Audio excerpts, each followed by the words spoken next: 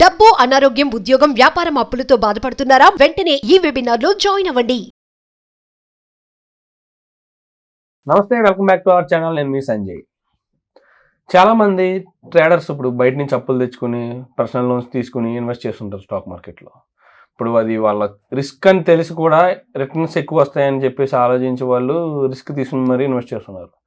అలాగే మ్యూచువల్ ఫండ్స్లో కూడా బ్యాంక్ లోన్ తీసుకుని పర్సనల్ లోన్ తీసుకుని ఇన్వెస్ట్ చేయొచ్చా, ఇలా కూడా రిటర్న్స్ వస్తాయా, మంచి లాభాలు వస్తాయా అని చెప్పేసి దాని మీద టాపిక్ మాట్లాడుకుంటున్నాం. దీని గురించి మనకు సమాధానం చెప్పడానికి mutual fund distributor PS Chandrashekhar garu మనతో పాటు ఉన్నారు. ఆయనతో మాట్లాడదాం. నమస్కారం సార్. నమస్తే సంజయ్ గారు. సార్, ఇది ఒక ప్రశ్న సార్. ఇప్పుడు చాలామంది ట్రేడర్స్ అవనండి, డే ట్రేడర్స్ అవనండి, ఇంటర్డే ట్రేడర్స్ అవనండి, పర్సనల్ లోన్స్ తీసుకుని లేకపోతే బయట వాళ్ళ దగ్గర అప్పుగా తీసుకునే డబ్బులతో ట్రేడింగ్ చేస్తున్నారు. వాళ్ళకి రిస్క్ అని తెలుసు.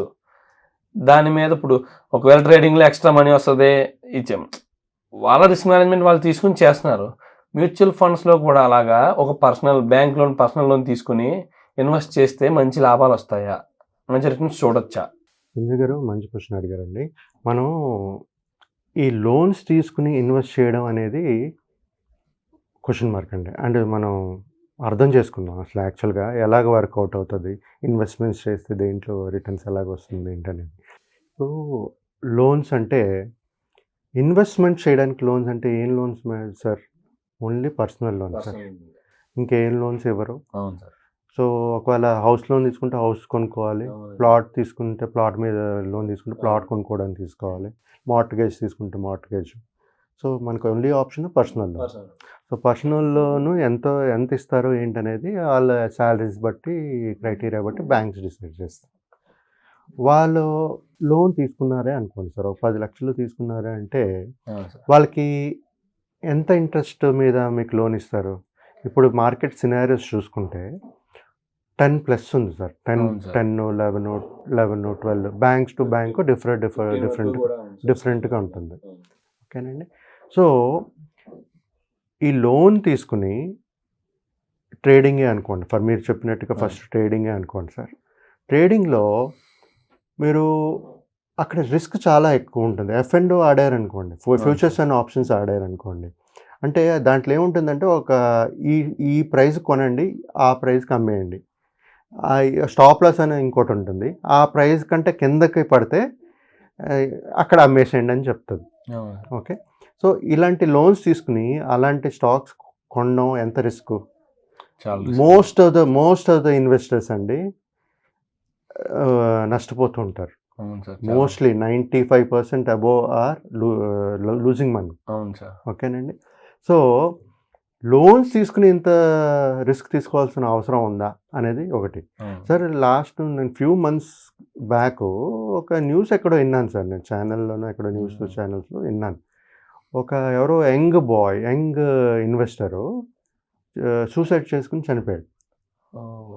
Same scenario sir. అంటే అప్పులు చేసి ఇన్వెస్ట్ చేసి డబ్బులు నష్టపోయి ఏం చేయకుండా సంపాదించిన అబ్బాయే, ఈజ్ ఎర్నింగ్, బట్ అప్పులు మించిన అప్పులు చేశాడు. ఇప్పుడు ఇన్వెస్ట్మెంట్ ట్రేడింగ్ అనేది కూడా ఒక జోదంలాగా అయిపోయింది. ఇప్పుడు ట్రేడింగ్ కూడా ఏంటంటే సార్, ఇప్పుడు ఒకరు అమ్మితే ఇంకొకరు కొనాలి. అవును.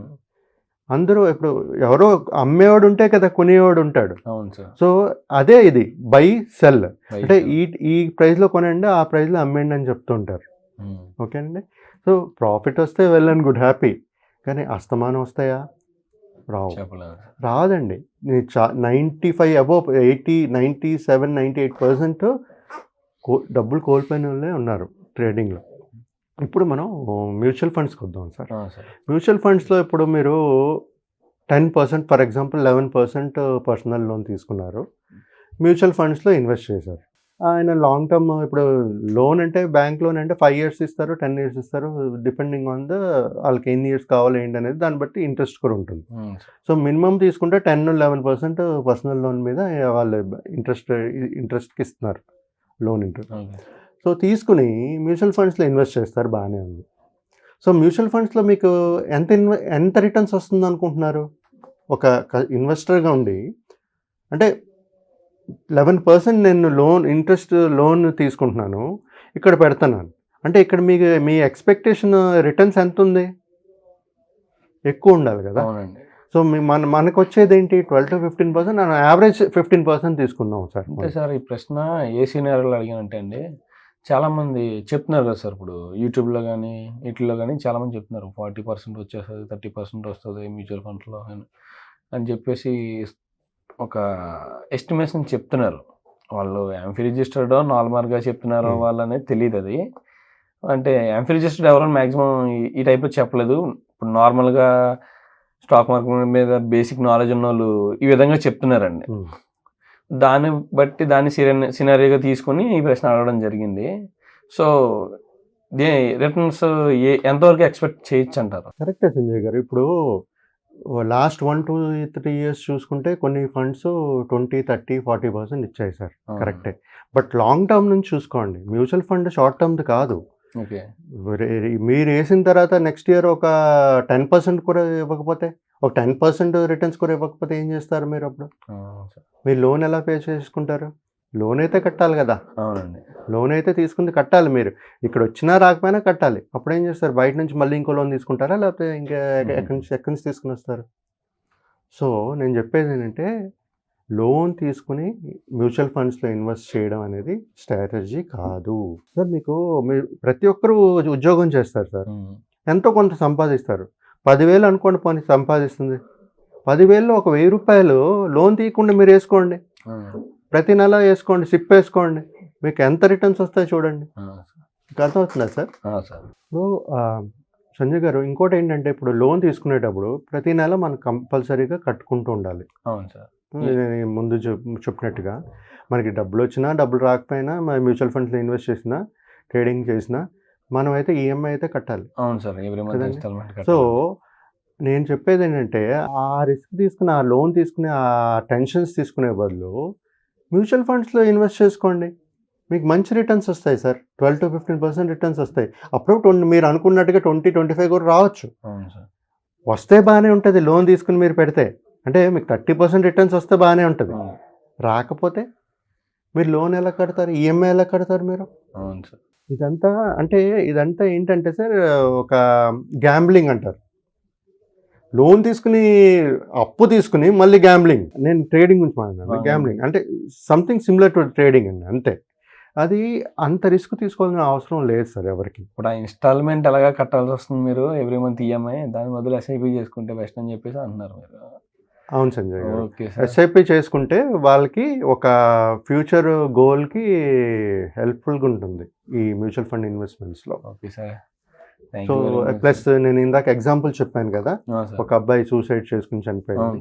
అంతవరకు వెళ్ళాల్సిన అవసరం ఏముంది? ముందే రియలైజ్ అవ్వండి. మన ప్రివ్యూలో మన స్తోమత ఎంత ఉందో దాని ప్రకారంగా మన ప్లాన్ చేసుకుంటూ వెళ్ళాలి. అప్పులు తెచ్చి ఎదిగిపోదాం అంటే అందరూ పెద్ద పెద్ద ఇండస్ట్రీస్ చేస్తారు, అప్పులు తీసి ఇండస్ట్రీ సెటప్ చేస్తారు, అది వేరు.